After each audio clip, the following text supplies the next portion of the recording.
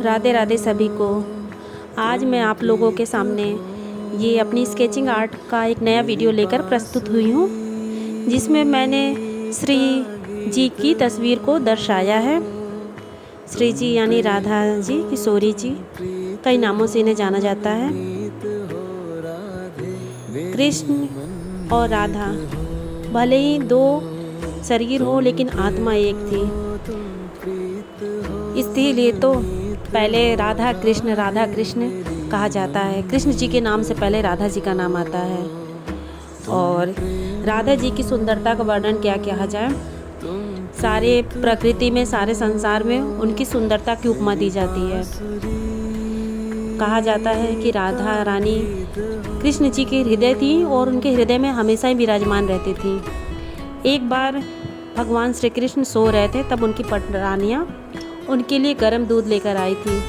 लेकिन नींद में भी भगवान श्री कृष्ण राधा रानी जी को याद कर रहे थे, उनका नाम स्मरण कर रहे थे।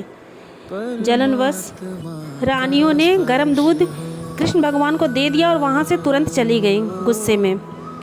और उन्होंने निश्चय किया कि चलो आज राधा रानी से मिलते हैं, देखते हैं वो कैसी हैं, जिसको कृष्ण भगवान दिन रात स्मरण करते हैं और उनके हृदय से उनका नाम जाता नहीं है। यही सोचकर वो सभी रानियाँ राधा रानी जी से मिलने उनके महल गई। लेकिन जब महल के द्वार पे पहुंची तो वहाँ एक द्वार पे एक बहुत ही सुंदर स्त्री खड़ी थी। उन लोगों ने समझा कि ये राधा रानी है। उसकी सुंदरता को देखकर उन्होंने अनुमान लगाया कि यही राधा होंगी, लेकिन पता चला कि वो राधा रानी नहीं, उनकी दासी थी। राधा रानी तो अंदर कक्ष में विश्राम कर रही थी। जब वो उनके समक्ष पहुंची तो उन्होंने देखा कि राधा रानी का पूरा शरीर छाले पड़ चुके हैं और जला हुआ है। तब उन्होंने पूछा कि ये कैसे हुआ।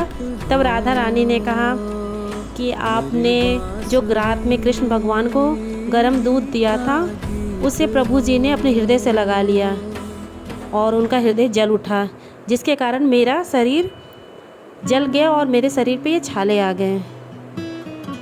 इससे यही पता चलता है और भगवान यही बताना चाहते थे कि राधा रानी उनकी हृदय हैं और जो हमेशा ही हृदय में वास करती हैं।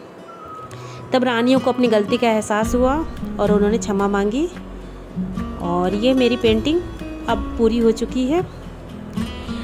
एक बात और, कहा जाता है कि राधा रानी के चरण हमेशा ढके रहते हैं, कभी वो किसी के सामने प्रकट नहीं होते।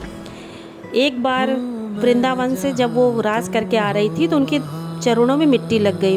तब भगवान श्री कृष्ण ने कहा कि मैं तुम्हारे चरण धुल देता हूँ, लेकिन उन्होंने मना कर दिया, क्योंकि कहा कि मेरे चरण से जो एक बार लग जाता है मैं उसे अपने से कभी दूर नहीं करती। इसी कारणवश उनके चरण हमेशा ढके रहते हैं, उनके दर्शन बहुत ही यथा कदम मिलते हैं। मेरी पेंटिंग पूरी हो गई है। अगर आप लोग को अच्छी लगे तो प्लीज़ लाइक करिए। Thank you.